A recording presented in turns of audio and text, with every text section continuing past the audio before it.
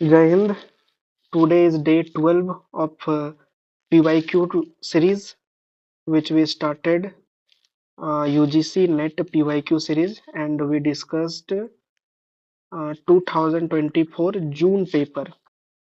Yesterday we started June paper, and before this we already discussed the 2-year paper, which was held on August 2024, and today we discussed the June 2024 paper, question number 21 to 40 question. I hope this is clear for everyone. सो आज हम लोग discuss करने वाले हैं 21 number से 40 number तक जून 2024 paper, जो कि कैंसिल हो गया था। तो इससे पहले का उम्मीद करता हूँ कि सारा वीडियो आप लोग देख चुके होंगे already. You watched all the video, क्योंकि सभी में मैंने इम्पोर्टेंट टॉपिक आप लोग को मेंशन किया है। तो क्वेश्चन नंबर 21 मिलान करने के लिए दिया गया सूची 1 और सूची 2। इंग्लिश मीडियम स्टूडेंट इंग्लिश से पढ़ेंगे, हिंदी मीडियम स्टूडेंट हिंदी से पढ़ेंगे, और मेरे जवाब देने से पहले आप लोग को जवाब देना है। अब तो डे 12 आ चुका है, तो ये सब आप लोग को ऑलरेडी अब पता ही होगा जो डे 1 से कवर कर रहे हैं। ठीक है, आप लोग के कॉपी में 1 to 100 लिखा होना चाहिए, जहाँ पे आप लोग अपना टिक करेंगे या फिर रॉन्ग करेंगे, और लास्ट में कमेंट करके बताना है कितना नंबर आ रहा है। तो श्यामा प्रसाद मुखर्जी, लाला Lajpat Rai, K M Munshi, B D Savarkar, के द्वारा कौन सा बुक लिखा गया था, ये मैच करना है। तो बी डी सावरकर का जो कि फेमस बुक है the story of my transformation for life, तो ये बी डी सावरकर का ही है, जो कि मैं ऑलरेडी आप लोग को बता चुका हूँ कि बी डी सावरकर एक इम्पॉर्टेंट टॉपिक हो जाता है। डी का 4 अगर डी का 4 हम लोग का मिल रहा है, तो सी का 3 भी ऑटोमेटिक ही मैच करेगा। अखंड हिंदुस्तान, के एम मुंशी का है अखंड हिंदुस्तान, और श्यामा प्रसाद मुखर्जी का है a phase of the Indian struggle, A का 1। तो ए का 1, इसीलिए ऑप्शन नंबर 4 इसका is the correct answer 21 number का। तो ये यूनिट 10 का क्वेश्चन है, और इस तरह का क्वेश्चन के लिए आप लोग, जैसा कि मैंने आपको पिछला वीडियो में बताया है, कि आप लोग अपना एक अलग से सीट रेडी कर लीजिए यूनिट 10 का बुक एंड ऑथर से रिलेटेड। सिर्फ पीवाईक्यू को ही यदि आप कवर करते हैं तो 80 to 100 बुक एंड ऑथर आप लोग का कवर हो जाएगा, क्योंकि बहुत क्वेश्चन इस तरह से पूछा है। इसमें सिर्फ एक क्वेश्चन नहीं है, इसमें 4 क्वेश्चन है, और हो सकता है कि सीधे एक स्टेटमेंट दे करके पूछ लेगा कि ये वाला पुस्तक अखंड हिंदुस्तान किसके द्वारा लिखा गया है, तो ये के एम मुंशी का लिखा गया है। तो इसी तरह करके आप अपने सीट में ये सबको मेंशन करके रख सकते हैं, जो कि लास्ट टाइम रिकैप में फायदा देगा। तो श्यामा प्रसाद मुखर्जी का है a phase of the Indian struggle, एक प्रभावशाली भारतीय राजनीतिज्ञ थे ये। और लाला लाजपत राय के द्वारा इंडियाज विल टू फ्रीडम, ये भी एक फेमस पुस्तक है, जिन्हें पंजाब केसरी लाला लाजपत को कहा जाता है। भारतीय स्वतंत्रता आंदोलन में एक प्रमुख नेता थे, इंडियाज विल टू फ्रीडम के लिए ये जाने जाते हैं। के एम मुंशी का तो अखंड हिंदुस्तान है, और बी डी सावरकर का the struggle of for transformation for life, the story of my transformation of my life, तो ये वाला बी डी सावरकर के द्वारा लिखा गया है।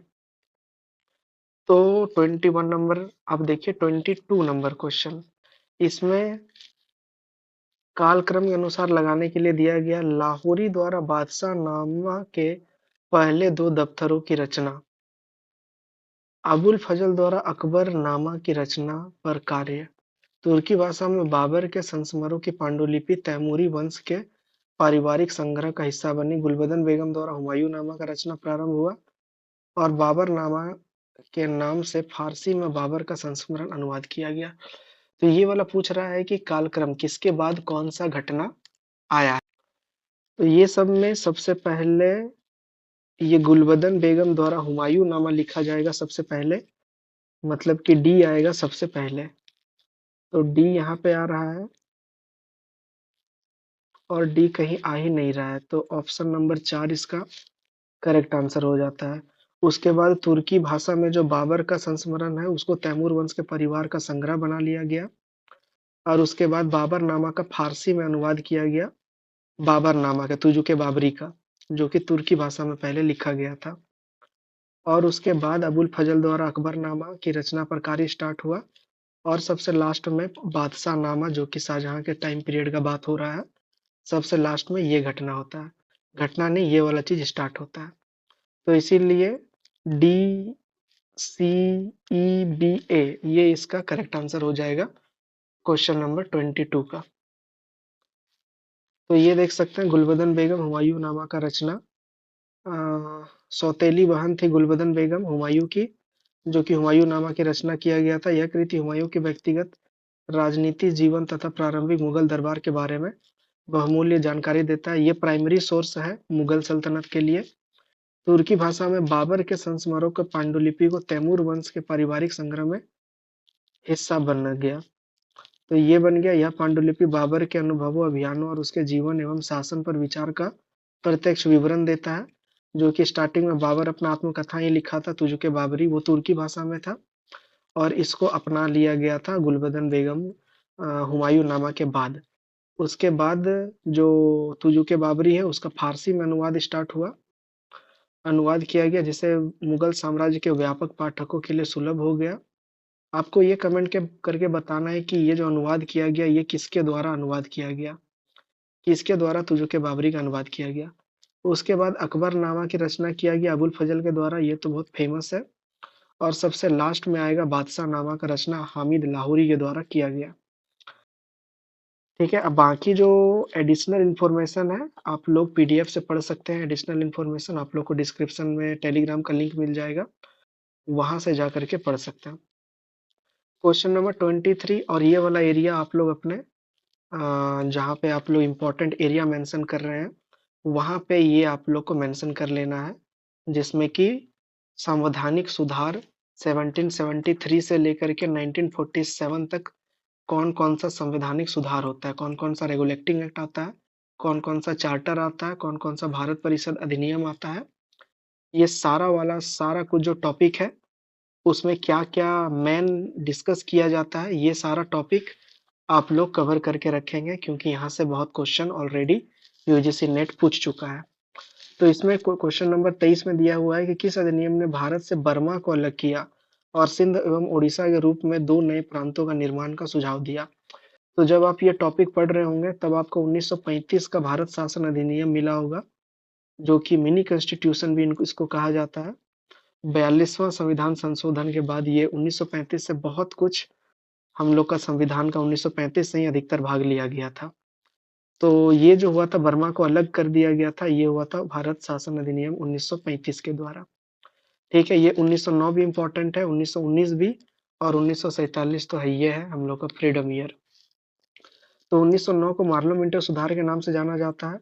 इसमें एक चीज याद रखना है कि पृथक निर्वाचिका की शुरुआत किया गया था 1909 में, और 1919 को मॉन्टेस्क्यू चेम्सफोर्ड सुधार कहा जाता है। इसमें द्वैध शासन प्रणाली को लागू किया गया था, ये इसमें एक इम्पोर्टेंट बात याद रखना है। और 1947 में भारत पाकिस्तान अलग हो गया था, और 1935 में इस अधिनियम ने बर्मा को भारत से अलग कर दिया और दो नए प्रांत सिंध और उड़ीसा का निर्माण का सुझाव दिया था यह। और यह अधिनियम भारत के शासन के लिए ब्रिटिश सरकार द्वारा पारित सबसे व्यापक कानून में से एक था, जिसका उपयोग हमारे संविधान में बहुत ज्यादा इसका उपयोग किया गया है, बहुत कुछ लिया गया है मतलब यहाँ से। इसने महत्वपूर्ण प्रशासनिक परिवर्तन किए और समय के संघीय ढांचे का नींव रखा। इसी के तहत आरबीआई का भी गठन होता है। 1934 एक्ट के तहत 1935 में ही गठन होता है, और 1935 में संघात्मक शासन का मतलब कि ये जो बोल रहा है संघीय ढांचा, ये भी निर्माण होता है। तो ये वाला जो एरिया है 1909 से भी बहुत बार क्वेश्चन पूछा है, 1919 से तो इंडिविजुअल क्वेश्चन पूछा है, स्टेटमेंट वाइज क्वेश्चन पूछा है 1919 से, और 1935 से भी पास्ट में स्टेटमेंट वाइज क्वेश्चन पूछा जा चुका है।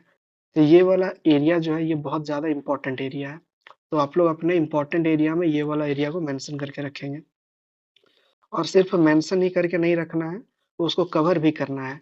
ये सब टॉपिक के लिए आप लोग मॉडर्न का बिपिन चंद्रा को कवर कर सकते हैं, बिपिन चंद्रा को या फिर स्पेक्ट्रम को, ये दोनों में से कोई एक बुक को कवर कर सकते हैं या फिर दोनों बुक को कवर कर सकते हैं, जितना आपके पास समय हो। क्वेश्चन नंबर 24, रेडियो सक्रियता द्वारा उद्घाटित पृथ्वी की सतह की सबसे पुरानी चट्टानें निम्नलिखित में से किस युग से संबंधित है। चट्टान के बारे में पूछ रहा है कि सबसे पुराना कौन है, हिम युग नहीं है, प्लेइस्टोसीन युग ये भी नहीं है, आर्कियन युग, नवपाषाण युग ये नहीं है। आर्कियन युग जो है ये सबसे पुराना चट्टान है। हालांकि ये ज्योग्राफी का क्वेश्चन है, लेकिन हिस्ट्री का पेपर 2 में भी ये क्वेश्चन पूछ लिया है, लेकिन ये एक इजी क्वेश्चन है, हार्ड क्वेश्चन नहीं है। आर्कियन युग इसका करेक्ट आंसर हो जाएगा क्वेश्चन नंबर 24 का। हिमयुग जो कि स्टार्टिंग का फेज रहता है, हिमयुग 2.4 मिलियन वर्ष से पहले शुरू हुआ था और लगभग 500 वर्ष पहले तक ये चला था। अधिकतर कुछ इसमें हम लोग का समाज आता है हिमयुग में। उसके बाद प्लिस्टोसिन युग, ये 2.6 मिलियन वर्ष पहले और 11,700 वर्ष पहले समाप्त हुआ। नवपाषाण हम लोग पढ़ते ही हैं, 1 लाख वर्ष 10,000 ईसा पूर्व शुरू हुआ और इसकी विशेषता कृषि का विकास था। मतलब कि अब खाना बदोश छोड़ करके लोग अब कृषि का विकास करने लगे थे, आग का उपयोग होने लगा था। तो नवपाषाण को गॉर्डन चाइल्ड के द्वारा नवपाषाण क्रांति भी कहा गया था। लेकिन इसका आंसर होगा आर्कियन युग, जो कि 4 अरब से 2.5 अरब वर्ष पूर्व तक फैला हुआ है। तो ये बहुत लंबा टाइम ड्यूरेशन है और ये बहुत पुराना है, सबसे पुराना ये चट्टान है। पृथ्वी की परपट्टी के प्रारंभिक विकास और प्रारंभिक पृथ्वी की स्थिति के बारे में महत्वपूर्ण जानकारी प्रदान करती है। तो इसका आंसर हो जाएगा आर्कियन युग। क्वेश्चन नंबर 25, निम्नलिखित में से कौन से मौर्य प्रशासन के अंतर्गत गुप्तचर के मुख्य कार्यों से संबंधित नहीं है?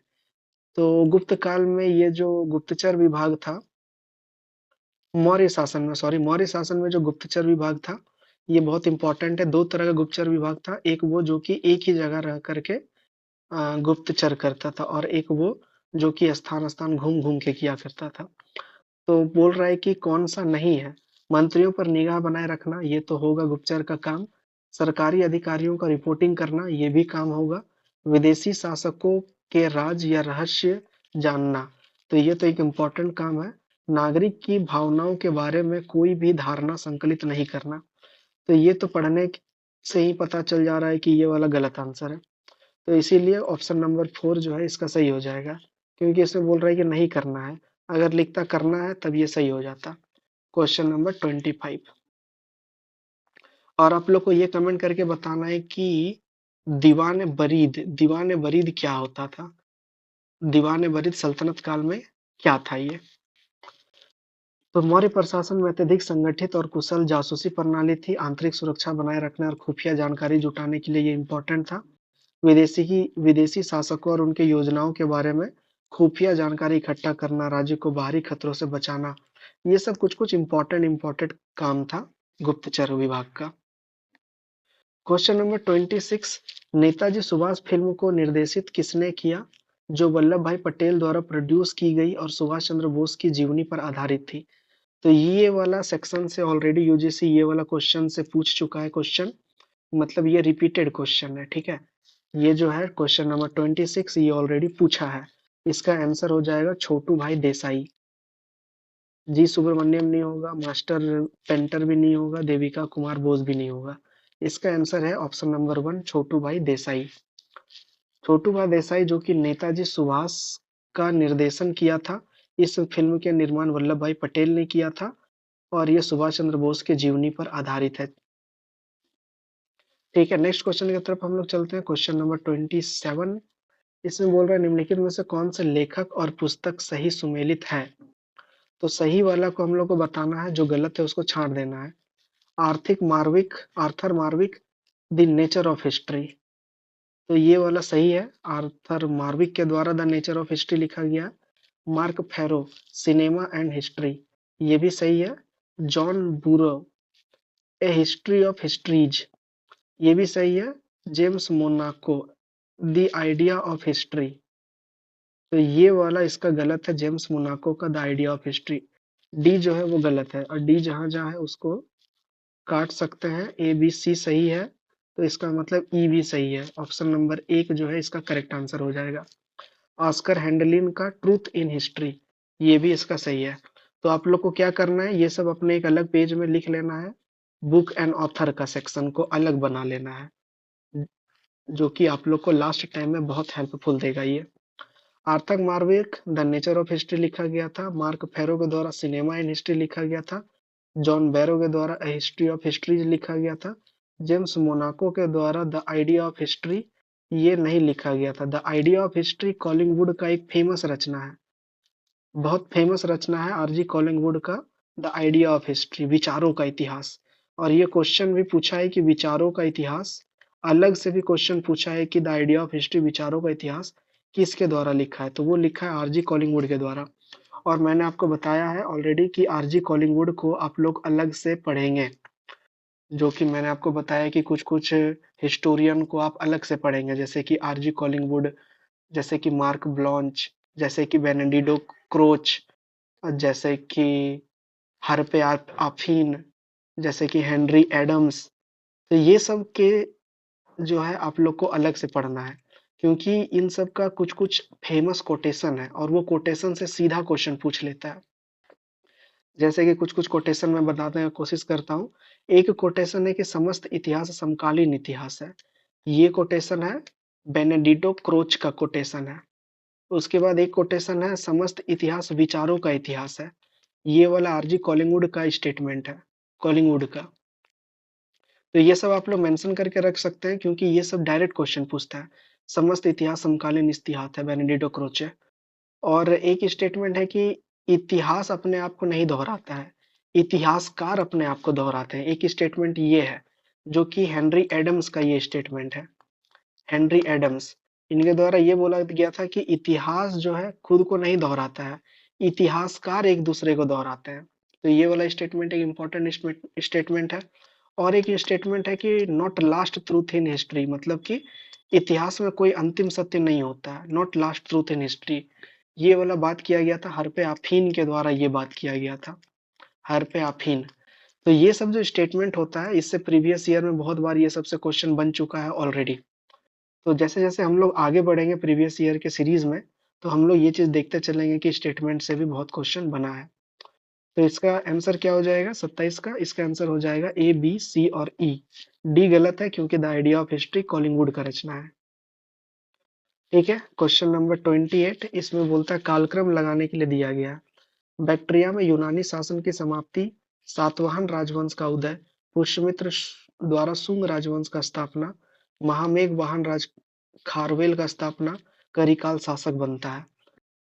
तो ये वाला आप लोग को कालक्रम में सजाना है। इसमें से सबसे पहले क्या आ जाएगा? सबसे पहले आ जाएगा पुष्यमित्र शुंग राजवंश का स्थापना आ जाएगा, सी आएगा सबसे पहले।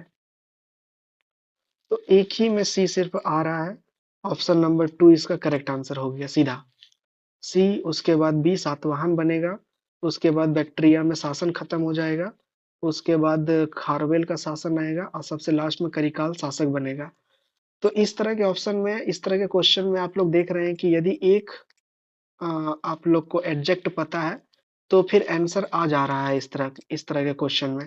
बहुत ज़्यादा डिफिकल्टीज का सामना जो है नहीं करना पड़ रहा है। जैसे कि हम लोग इसमें भी हम लोग देखे थे कि डी अगर हम लोग को पता है, तो ऑप्शन नंबर 4 हम लोग का सीधा आंसर आ जा रहा है। उसी तरह सिर्फ एक पता है, यहाँ पर भी सिर्फ एक पता है, तो फिर हम लोग का आंसर यहाँ पर भी आ जा रहा है ऑप्शन नंबर 2। ठीक है, तो क्वेश्चन नंबर 28 का सबसे पहले पुष्यमित्र शुंग होगा 185 बीसी में, फिर सातवाहन का उदय होगा, फिर यूनानी शासन शासन का अंत हो जाएगा बैक्ट्रिया में। फर्स्ट एडी का बात हो रहा है ये, और सातवाहन दूसरा एडी का बात हो रहा है। महामेघ वाहन खारवेल का शासन का स्थापना होगा फर्स्ट एंड सेकेंड सेंचुरी में। उसके बाद करिकाल जो है शासक बनता है वो दूसरी शताब्दी बीसी में। तो ये सब बीसी का ही सब कुछ बात हो रहा है। ठीक है, तो ये हम लोग का क्रोनोलॉजी ऑर्डर बन जाएगा CBADE। तो ये बात याद रखना है, एंशियंट में इस तरह का क्रोनोलॉजी अक्सर सजाने के लिए पूछा जाता है। क्वेश्चन नंबर 29, यात्रा विवरणों को समय रेखा के अनुसार कालक्रम व्यवस्थित कीजिए। तो आई होप कि ये टॉपिक आप लोग अपने इम्पोर्टेंट में आप लोग अभी तक मेंशन कर चुके होंगे, क्योंकि मैं आपको ऑलरेडी इसके बारे में बता चुका हूँ कि ये वाला एक बहुत ज़्यादा इम्पोर्टेंट एरिया है। Ibn Battuta, Marco Polo, Monserrate, Bernier, Alberuni. बताना है कि सबसे पहले कौन आता है। तो सबसे पहले तो अल्बरूनी आएगा, जो कि गजनवी के साथ आता है। ई आएगा सबसे पहले। तो ई यहाँ पे आ रहा है, ई यहाँ पे आ रहा है, मतलब सिर्फ एक जानने से काम नहीं बनेगा। अल्बरूनी के बाद जो है वो इब्न बतूता से भी पहले मार्क पोलो आएगा, मतलब ई के बाद बी आएगा। तो ई के बाद बी यहाँ पे आ रहा है, लेकिन यहाँ नहीं आ रहा है। तो इसीलिए ऑप्शन नंबर 4 जो है इसका सही हो जाएगा। अल्बरूनी के बाद मार्को पोलो, उसके बाद इब्न बतूता, उसके बाद मोंसेरेट, उसके बाद आएगा बर्नियर। तो ये वाला कालक्रम हर यूजीसी में लगभग लगभग हर ईयर में इस तरह का क्वेश्चन पूछा है। यात्री से रिलेटेड, या तो मुगल काल का यात्री पूछा है, या फिर सल्तनत काल का यात्री पूछा है, या फिर विजयनगर का यात्री पूछा है। तो यात्री एक बहुत इंपॉर्टेंट पोर्शन हो जाता है, जो कि आप लोग को निश्चित तौर पे ये वाला कवर करना ही है। कौन कब आया था और किसके दरबार में आया था? अल-बरूनी 973 में आया था, आधुनिक उज़्बेकिस्तान में जन्म हुआ था इसका, और ये आया था गजनवी के साथ आया था। किताब उल हिंद के ये लेखक है, जिसके द्वारा हम लोग को हिंदुस्तान के बारे में जानकारी मिलता है बहुत ज़्यादा। अल-बरूनी ने संस्कृत भी पढ़ा था, और संस्कृत को पढ़ के फारसी में अनुवाद बहुत कुछ का ये किया है। फिर मार्क पोलो आया, जो कि 1254 में वेनिस का था, ये इटली का, और ये भूगोल, संस्कृत और राजनीति पर पहली बार व्यापक दृष्टि प्रदान करता है। इब्न बतूता, जो कि 1304 ईस्वी में मोरक्को में जन्म हुआ था, और 1335 सब में ये इब्न बतूता मोहम्मद बिन तुगलक के शासनकाल में रहता है ये, और मोहम्मद बिन तुगलक का पूरा प्रशासन व्यवस्था रहला में मेंशन करता है अपना। रहला में प्रशासन व्यवस्था और दिल्ली सल्तनत का अर्थव्यवस्था। तो इब्न बतूता एक प्राइमरी सोर्स है दिल्ली सल्तनत का अर्थव्यवस्था जानने के लिए। उसके बाद मॉन्सरेट, जो कि 16वीं शताब्दी में जन्म हुआ, स्पेनिश था ये, और जेसुइट मिशनरी जिन्होंने भारत में मुगल साम्राज्य की यात्रा की थी, मॉन्सरेट।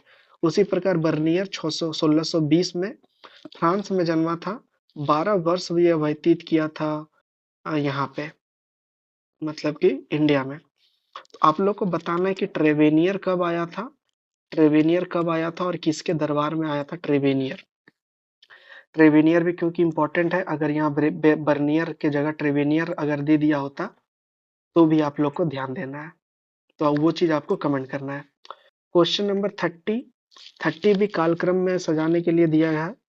प्राचीन स्मारकों के संरक्षक के रूप में एच कोल की नियुक्ति, इपिग्राफिया इंडिया का प्रथम अंक, भारतीय संग्रहालय की स्थापना, जॉन मार्शल द्वारा कंजर्वेट मैनुअल का प्रकाशन, अलेक्जेंडर कनिंघम द्वारा अशोक के अभिलेखों का प्रकाशन। तो ये थोड़ा सा out of the box question पूछ लिया है कालक्रम में सजाने के लिए। लेकिन इसमें सबसे पहले जो हुआ था वो हुआ था भारतीय संग्रहालय की स्थापना, जो कि 19वीं शताब्दी के पहले दशक में ही हो जाता है। सी होगा सबसे पहले, सी होगा सबसे पहले। तो हम लोग का आंसर आ गया ऑप्शन नंबर 4, क्वेश्चन नंबर 30 का ऑप्शन नंबर 4। तो आप देख सकते हैं कि सारा का बारे में जानने का जरूरत नहीं है।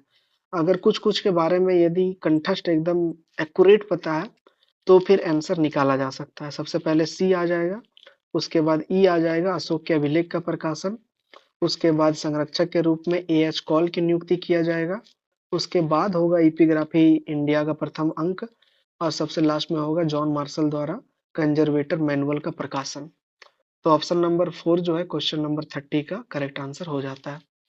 भारतीय संग्रहालय की स्थापना 1814, आप लोग ये डेट भी मेंशन करके अपना कॉपी में रख सकते हैं, 1814 में ये हुआ था। अलेक्जेंडर कनिंघम अशोक के अभिलेख को 1877 में ये किया गया था। पहला प्रमुख संकलन प्रकाशित किया गया था 1877 में। और आप लोग को बताना है कि जेम्स प्रिंसेप ने कब पढ़ा था। जेम्स प्रिंसेप ने अशोक का जो लिपि है वो कब पढ़ा था, ठीक है।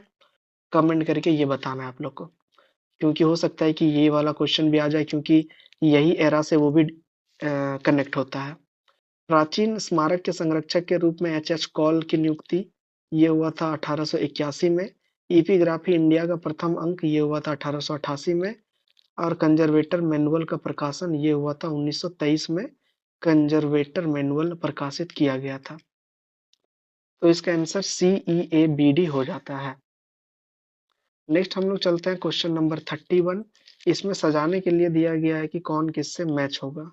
पुष्पपाल, भोगपति, कुमारामात्य। कुमारामात्य तो सबके लिए सुना होता है। कुमारामात्य क्या था? सिविल सेवक था कुमारामात्य। तो सी का 1, क्योंकि ये सबसे ज्यादा फेमस है ये चारों में, तो सी का 1 को हम लोग मैच करेंगे सबसे पहले। तो सी का 1 यहाँ मैच हो रहा है, और सी का 1 यहाँ भी मैच हो रहा है। सचुआ घाट। उसके बाद हम लोग पुस्तपाल को मैच करते हैं। पुस्तपाल तो ऑटोमेटिक ये मैच हो जा रहा है, ए का 4 से मैच हो जा रहा है। अभिलेखों के प्रभारी अधिकारी ये था। और भोगपति जो था ये गुप्त सेवा विभाग के अधिकारी था भोगपति। और सचुआ घाट जो था ये तहसील अधिकारी था, मतलब डी का 3। डी का 3, बी का 2, मतलब कि ऑप्शन नंबर 3 जो है 31 नंबर का, ये सही हो जाएगा। डी का 2 नहीं, थोड़ा सा मिसिंग हुआ है। डी का इसका जो है ऑप्शन नंबर 1 से करेक्ट है। ऑप्शन नंबर 1 करेक्ट है। मतलब कि सचवा घाट का गुप्त सेवा विभाग का अधिकारी है सचवा घाट, और ये जो भोगपति है ये है तहसील अधिकारी, ठीक है। ये बाकी कुमारा माते तो सिविल सेवक तो है ही, और पुस्तपाल अभिलेखों के प्रभारी के अधिकारी है। तो ऑप्शन नंबर 1 इसको ठीक कर लीजिएगा। ऑप्शन नंबर 1 इसका सही आंसर है। ए का 4, बी का 3, सी का 1 और डी का 2। 31 नंबर। तो देखते हैं, पुस्तपाल जो है ये अभिलेखों के प्रभारी अधिकारी थे। भोगपति तहसील का अधिकारी था।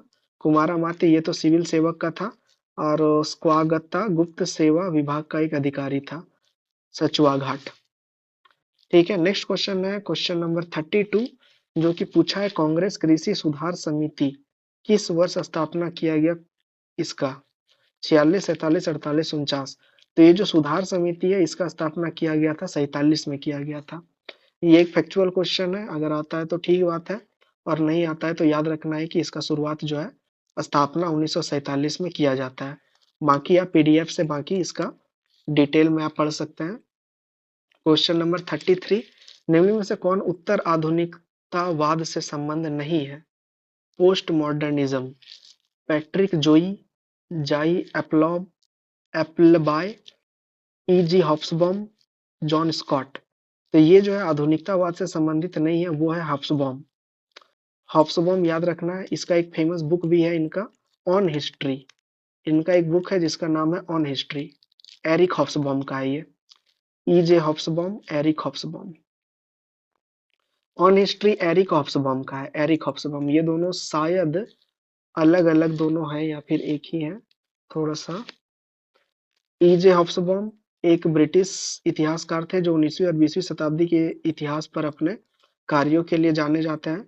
इनका प्रमुख कृति याद रखना है, क्रांति का युग, पूंजी का युग, साम्राज्य का युग और चरमपंथ का युग शामिल है। और वो जो ऑन हिस्ट्री है वो लिखा गया था एरिक हॉब्सबॉम के द्वारा। ठीक है, ऑन हिस्ट्री। हॉब्सबॉम के दृष्टिकोण को अक्सर उत्तर आधुनिकतावाद दृष्टिकोण के विपरीत माना जाता है ये। और बाकी ये जो 4 ऑप्शन है, बाकी 3 ऑप्शन है, ये आप लोग पीडीएफ से डिटेल में पढ़ सकते हैं। क्योंकि यूनिट 10 आप लोग को ट्राई करना है कि यूनिट 10 जो है वो पीवाईक्यू के थ्रू ही आप लोग कवर करने का आप लोग कोशिश कर सकते हो। क्योंकि अगर आप लोग फिर अलग से एक हिस्टोग्राफी का बुक में अगर दिमाग लगाने लग जाए तो फिर ज़्यादा समय भी लगेगा और बहुत ज़्यादा कुछ हासिल भी नहीं होगा, और बार-बार आप लोग भूल भी जाएँगे। तो इसीलिए पीवाईक्यू में जिस-जिस टॉपिक को कवर किया गया है, अगर आप लोग बुक से पढ़ना चाहते हैं तो बुक से सिर्फ़ वही-वही स्पेशल-स्पेशल आप लोग टॉपिक पढ़ सकते हैं, जो कि मैं आप लोग को ऑलरेडी मेंशन कर रहा हूँ कि किस-किस हिस्टोरियन पर आप लोग को ध्यान देना है। क्वेश्चन नंबर 34, निम्नलिखित में से किसने कहा कि उत्तर आधुनिक इतिहास शब्द विरोधाभास है। क्योंकि उत्तर आधुनिकतावादी एक सापेक्षिता सापेक्षिकता के पक्षधर है जो अतीत के ज्ञान के सभी विचारों से विषम है। जॉयस, ए है Joyce Appleby, Lynn Hunt, Margaret Jacob, Richard Cobb, G R Elton. तो पूछ रहा है कि उत्तर आधुनिकतावाद एक सापेक्षिक पक्षधर है, उत्तर आधुनिकता व आधुनिक इतिहास शाब्दिक विरोधाभास है। किसने कहा था ये चीज। ठीक है, तो ये वाला जो स्टेटमेंट है, ये वाला बात किया गया मार्गरेट जैकब से, ये रिलेटेड है रिचर्ड कॉब से, और फिर ई आर एल्टन से, जी आर एल्टन से। मतलब कि सी डी ई जो है इसका ऑप्शन नंबर 4 इसका सही आंसर हो जाएगा। इस तरह का क्वेश्चन में घबराना नहीं है, क्योंकि इस तरह का क्वेश्चन अगर आपको नहीं आता है तो ये आप लोग मान के चलो कि अधिकतर को नहीं आता है, क्योंकि इस तरह का क्वेश्चन बुक में बहुत कम देखने को मिलता है इस तरह का क्वेश्चन। इसीलिए मैं आपको बता रहा हूँ कि पीवाईक्यू के थ्रू आप लोग यूनिट 10 को कवर करने का कोशिश करें। और ये जो भी पीडीएफ में आप लोग को दिया गया है, आप लोग टेलीग्राम में जाके पीडीएफ डाउनलोड करके ये सबको डिटेल से आप लोग पढ़ सकते हैं। अभी ये पढ़ने का कोई मतलब बनता नहीं है, एक एक चीज को पढ़ के यहाँ पे बताना, आप लोगों खुद से पीडीएफ में कर सकते हैं। क्वेश्चन नंबर 35, इसमें मिलान करने दिया है पंडित रामाबाई, जो कि मैं ऑलरेडी बता चुका हूँ कि ये एक इम्पोर्टेंट एरिया है पंडित रामाबाई से रिलेटेड हर चीज। उसके बाद मधुसूदन दास, दादा भाई नौरोजी और एमजी रनाडे। तो पंडित रामाबाई का तो कृपा सदन ही कनेक्ट हो जाएगा, ए का वन। तो ए का वन दो जगह कनेक्ट हो रहा है, और यहीं से हम लोग बी का टू को भी कनेक्ट कर सकते हैं। मधुसूदन दास उत्कल सभा। दादा भाई नौरोजी ये दयान प्रसारक मंडली से कनेक्ट होगा, सी का थ्री और डी का फोर। एमजे रनाडे का दक्कन शिक्षा सोसाइटी, डी का फोर। मतलब ये ऑलरेडी मैच्ड है, ऑप्शन नंबर थ्री जो है इसका सही आंसर हो जाएगा। रामाबाई से रिलेटेड कुछ भी टॉपिक नहीं छोड़ना है आप लोग को। रामाबाई एक प्रमुख समाज सुधारक और भारत में महिला शिक्षा एवं मुक्ति के समर्थक थी। उन्होंने निराश्रित महिलाओं और विधवाओं के लिए आश्रय स्थल कृपा सदन की स्थापना की। और इससे पहले हम लोग ऑलरेडी डिस्कस कर चुके हैं कि रामाबाई के द्वारा और भी इंस्टीट्यूट का स्थापना किया जाता है, जो कि हम लोग प्रीवियस वीडियो में कवर कर चुके हैं। मधुसूदन दास उत्कल सभा का स्थापना किया जाता है इनके द्वारा। ओडिशा के सामाजिक और राजनीतिक परिदृश्य में एक प्रमुख व्यक्ति थे ये। दादा भाई नौरोजी ये तो एक प्रमुख व्यक्ति थे ही, इनसे ऑलरेडी क्वेश्चन बन चुका है। डे नोबेल का थ्योरी दिया गया इनके द्वारा। ज्ञान प्रसारक मंडली, और इनके द्वारा ज्ञान प्रसारक मंडली का स्थापना किया गया था। नौरोजी को भारत से ब्रिटेन की और धन के पलायन, मतलब कि वही ड्रेन ऑफ वेल्थ के बारे में बताया गया था। MG Ranade Deccan education society, ये भी एक फेमस इंस्टीट्यूट है, सोसाइटी, जो कि एमजी रनाडे से रिलेटेड है। दक्कन एजुकेशन सोसाइटी की सह स्थापना की, जिसका उद्देश्य था गुणवत्तापूर्ण शिक्षा प्रदान करना और भारतीयों में राष्ट्रवादी भावना को बढ़ावा देना। तो ये कुछ कुछ और एडिशनल इंफॉर्मेशन है आप लोग के लिए, और ये सारा कंटेंट ये टेक्स्ट बुक से लिया गया है। तो आप लोग इसका क्रेडिट टेक्स्ट बुक को दे सकते हैं। ठीक है। क्वेश्चन नंबर 36, इसमें बोल रहा है कि कौन सा कथन सत्य है। कृष्णदेव राय ने अमुक्त माल्यमाद लिखा, अमुक्त माल्याद लिखा, ठीक है। थोड़ा सा अमुक्त माल्याद, जो कि एक फेमस रचना है विजयनगर का, जो कि कृष्णदेव राय के द्वारा लिखा गया था। ये भी स्टेटमेंट बिल्कुल करेक्ट है। ए करेक्ट है, A correct, A correct, A correct. ये इतना फेमस है कि ये चारों में है, तो इसीलिए इससे हम लोग का नहीं काम बनेगा। अमुक्त माल्याद जो है तमिल में लिखा गया था, ये बिल्कुल गलत है। ये तमिल में नहीं लिखा गया है, ये तेलुगु में लिखा गया है। तो बी जहां जहां आ रहा है आप लोग उसको काट सकते हैं, बी बी बी। तो तीन तो कट गया, ऑप्शन नंबर टू इसका आंसर हो गया। कूटनीति के बारे में है। पंपा देवी से व्युत्पन्न नाम है ये वाला, और विजयनगर राजा भगवान विरूपाक्ष की ओर शासन करने का दावा करते हैं। तो बी छोड़ के ए सी डी ई जो है चारों स्टेटमेंट सही है। तो क्वेश्चन नंबर 36 का ऑप्शन टू जो है सही हो जाता है। कृष्णदेव राय ने अमुक्त माल्याद की रचना की, ये तमिल में नहीं लिखा गया था, ये लिखा गया था तेलुगु में लिखा गया था। और अमुक्त माल्याद राजकाज पर था, मतलब कि राज कौशल और शासन पर विस्तृत चर्चा है ये। हम्पी नाम स्थानीय मातृ देवी से रिलेटेड है, और विजयनगर राजा में भगवान विरूपाक्ष का पूजा किया जाता था। ये भी एक इम्पोर्टेंट स्टेटमेंट है, जो कि याद रखना है आप लोग को। क्वेश्चन नंबर 37, इसमें क्या बोल रहा है, कालक्रम में सजाने के लिए बोल रहा है। और रास बिहारी बोस द्वारा पूर्वी एशिया में भारतीय स्वतंत्रता आंदोलन का नेतृत्व सुभाष चंद्र बोस को सौंपा जाना। प्रीमियर तोजो द्वारा स्वतंत्र भारत की अंतरिम सरकार का अंडमान और निकोबार द्वीप समूह सौंपे जाने का निर्णय घोषणा। जैसा कि मैंने आपको पिछला दिन ही बताया, यस्टरडे ही मैंने आप लोग को बताया कि ये जो टॉपिक है सुभाष चंद्र बोस का अंतरिम सरकार के बारे में जो टॉपिक है, ये वाला बहुत ही इंपॉर्टेंट टॉपिक है। ये आप लोग देख सकते हैं कि स्टेटमेंट सिर्फ उसी से रिलेटेड स्टेटमेंट से क्वेश्चन बन गया है, अंतरिम सरकार से बन गया है कि किस किस कौन कौन सा घटना किसके किसके बाद होता है। ठीक है। तो ये वाला जो एरिया है सुभाष चंद्र बोस से रिलेटेड जो एरिया है, ये वाला एरिया आप लोग का कंठस्थ होना चाहिए। इससे और भी क्वेश्चन हम लोग को आगे मिलने वाला है।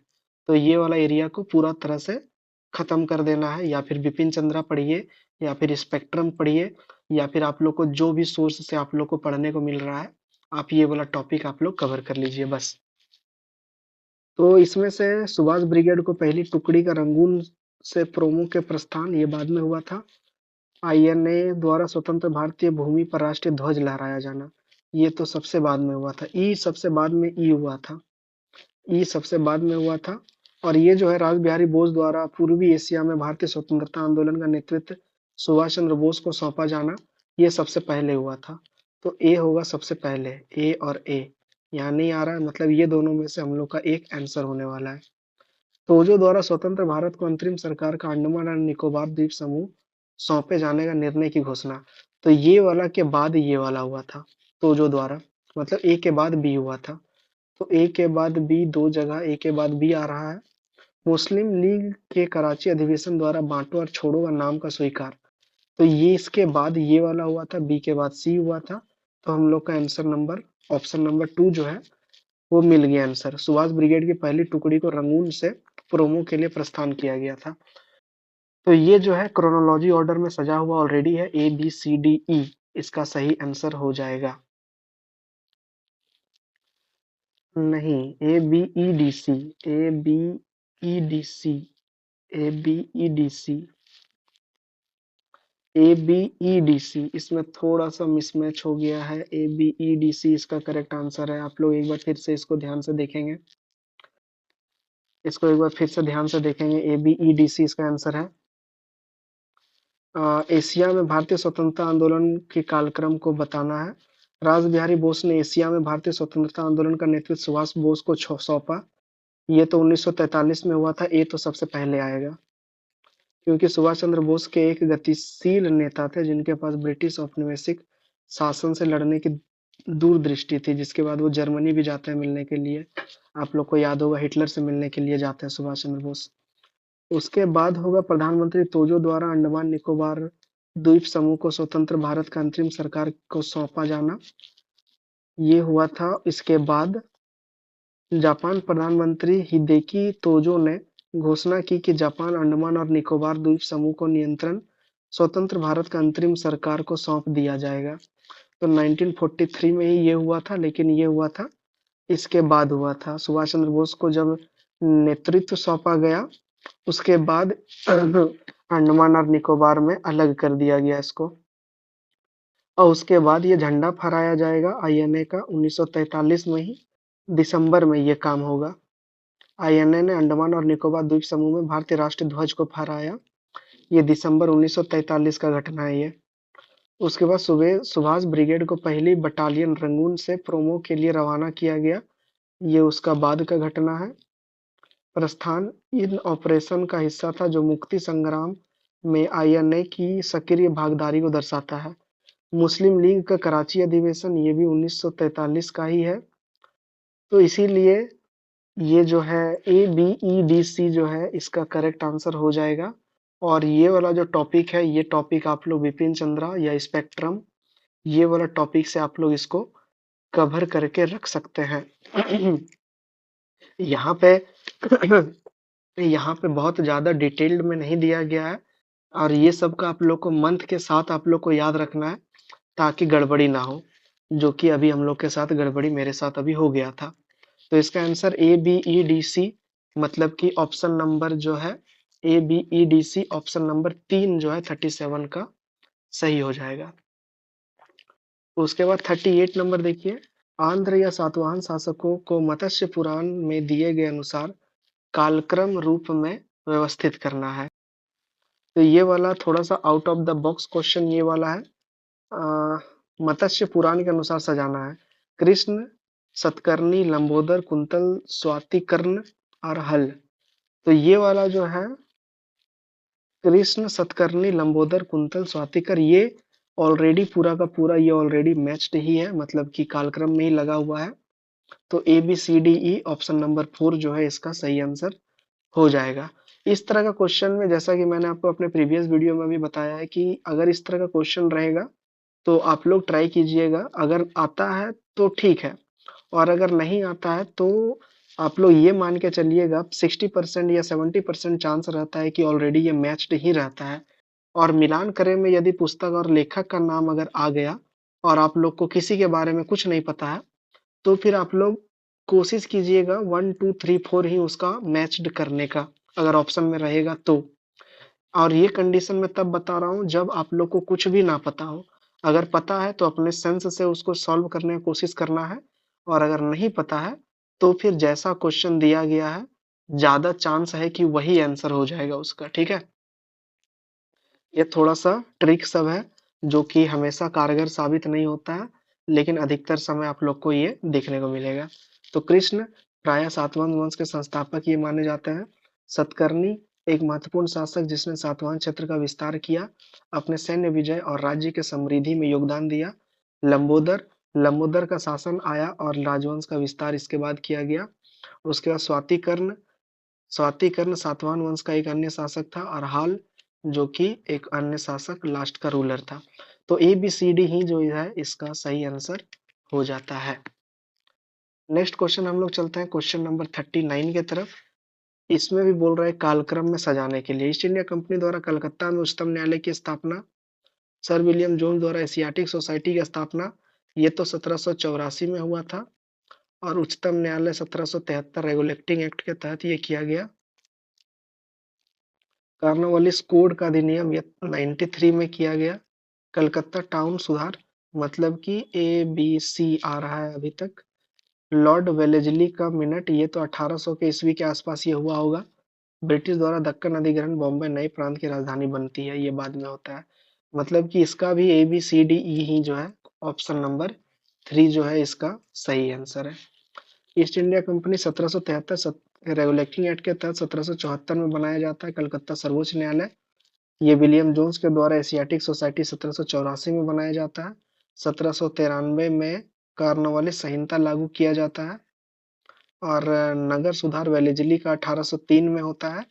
और ये जो होता है बम्बई नई प्रांत की राजधानी, ये 1818 में तीसरा आंग्ल मराठा युद्ध के बाद होता है, हरा देने के बाद।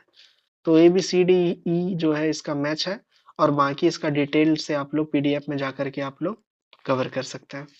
और आज का लास्ट क्वेश्चन, क्वेश्चन नंबर 40, निम्नलिखित को कालक्रम व्यवस्थित कीजिए। पाणिनि का अष्टाध्यायी, चरक संहिता, पुराणों का संकलन, भारत का नाट्य शास्त्र। ये देखिए फिर से ये भारत का नाट्य शास्त्र से एक और क्वेश्चन यहाँ पे पूछा गया है। कालिदास का संस्कृत नाटक, तो ये सब ऐसा क्वेश्चन सब है जो कि रिपीटेड होता है। ये मतलब कि या तो स्टेटमेंट में रिपीट होता है, और या तो सीधे उसी से क्वेश्चन पूछा जाता है। तो इसमें सबसे पहले पाणिनि का अष्टाध्यायी सबसे पहले आ जाएगा, ए सबसे पहले आने वाला है। उसके बाद ए अगर आ गया तो फिर बी भी आ जाएगा इसी के साथ में, बी भी आ जाएगा इसी के साथ में, मतलब कि चरक संहिता। उसके बाद पुराणों का संकलन होता है, सी आएगा उसके बाद, डी नहीं आएगा, ऑप्शन नंबर 1 इसका सही हो जाता है। उसके बाद भारत का नाट्य शास्त्र, और अंतिम में कालिदास का संस्कृत नाटक आएगा। तो option number 1 A B C D E जो है इसका सही आंसर हो जाता है, और ये आप लोग का पूरा एक्सप्लेनेशन है। पाणिनि का अष्टाध्यायी जो कि एक संस्कृत का ग्रंथ है, आधारभूत ग्रंथ है संस्कृत व्याकरण से रिलेटेड। चरक संहिता ये चिकित्सा का एक ग्रंथ है, जिसमें निदान, उपचार तथा स्वास्थ्य के रोग का सिद्धांत शामिल है। और नाट्य शास्त्र ये तो एक नाट्य का एक है, जो कि हम लोग देख चुके हैं कि इससे क्वेश्चन बन चुका है ऑलरेडी। उसके बाद होता है पुराणों का संकलन, जो कि एक लंबा चलने वाला ये प्रोसेस होता है। और सबसे लास्ट में कालिदास का संस्कृत नाटक लिखाता है। संस्कृत में नाटक कालिदास का और भी रचना होता है, और कालिदास से ऑलरेडी क्वेश्चन पूछ चुका है। तो कालिदास भी एक इम्पॉर्टेंट एरिया है। तो ये जो रचना है, एंशियंट का जितना भी रचना है, इसको मैं ऑलरेडी आप लोग को बता चुका हूँ कि आप लोग अपने इम्पोर्टेंट टॉपिक में ये वाला एरिया को आप लोग मेंशन करके रखना है। और सिर्फ मेंशन नहीं करना है, इसको आप लोग को कवर भी करना है। तो आज का तो हो गया, लेकिन कल क्या था, कल वीडियो बीच में पॉज हो गया था, ठीक है।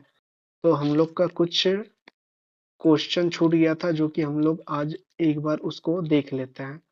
15 हो गया था, 16 कल शायद ये वाला नहीं, हाँ 16 हो गया था कि शायद, अच्छा नहीं भी हुआ था, तो एक बार 16 देख लेते हैं। बहराम जी मालाबारी द्वारा क्या नहीं लिखा गया था? नीति विनोद लिखा गया है, an appeal from the daughters of India लिखा गया है, the Indian eye in English life लिखा गया है। लेकिन यह जो है the web of Indian life, ये इसके द्वारा, इनके द्वारा नहीं लिखा गया है, ये लिखा गया है भगनी निवेदिता के द्वारा लिखा गया है। कल को ये मैं डिस्कस कर चुका था, लेकिन वीडियो बीच में पॉज हो गया था, जिसके कारण कि नहीं हो पाया था। उसके बाद क्वेश्चन नंबर 17 हम लोग कल डिस्कस किए थे। भारत का नाट्य शास्त्र जो अभी जस्ट हम लोग कवर किए। भारत का के द्वारा नाट्य शास्त्र लिखा गया मतलब ए का वन, अश्वघोष का सारीपुत्र प्रकरण है अश्वघोष का, बी का थ्री यहाँ पर भी है। शूद्रक का तो मृक्ष कटिका है, ये तो बहुत फेमस है। डी का टू ऑप्शन नंबर 3 जो है इसका सही आंसर था 17 नंबर का। और क्वेश्चन नंबर 18 हम लोग कवर कर चुके थे, कल ही कवर कर चुके थे। ठीक है, तो ये था जो बीच में छूट गया था हम लोग का थोड़ा सा। तो ये हम लोग का आज का 20 क्वेश्चन है जो कि हम लोग 40 तक कवर कर चुके हैं। तो आई होप कि आप लोग के लिए ये बेनिफिशियल होगा, आप लोग को पसंद आया होगा। अगर पसंद आया होगा तो लाइक करना है, और नहीं पसंद आया होगा तो डिसलाइक करके बताना है कि और इसमें क्या इम्प्रूव और किया जा सकता है। एक्सप्लेनेशन सही से आप लोग को पसंद आ रहा है, या फिर और एक्सप्लेनेशन को छोटा कर दिया जाए या फिर बड़ा कर दिया जाए। अगर एक्सप्लेनेशन और बड़ा होता तो जाहिर सी बात है वीडियो का लेंथ थोड़ा सा और बढ़ जाएगा। तो आप लोग कमेंट करके बता सकते हैं, जैसा भी आप लोग के लिए हेल्पफुल होगा। और टेलीग्राम में जुड़ करके इसका पीडीएफ आप लोग ले सकते हैं जैसे ही 100 क्वेश्चन हम लोग का कवर हो जाएगा। तो बस आज के लिए बस इतना ही, 20 क्वेश्चन आज के लिए था। 40 नंबर तक हम लोग का क्वेश्चन हो चुका है। अब हम लोग 40 से आगे बढ़ने वाले हैं नेक्स्ट वीडियो में। तो मिलते हैं नेक्स्ट वीडियो में। बाकी आप लोग अपना फीडबैक देते रहिएगा कि आप लोग को फीडबैक दे के बताना है कि कैसा लग रहा है वीडियो। और अगर आप लोग के लिए बेनिफिशियल लग रहा है तो जिनको ये ज़रूरत है उनको आप शेयर कर सकते हैं, और अगर नहीं लग रहा है बेनिफिशियल तो अपने तक ही सीमित रखें इसको। ठीक है, तो मिलते हैं नेक्स्ट वीडियो में। तब तक के लिए आपको अपना सेहत का ध्यान रखें और अपने टारगेट को लेकर सीरियस हो जाएं। मिलते हैं नेक्स्ट वीडियो में। जय हिंद।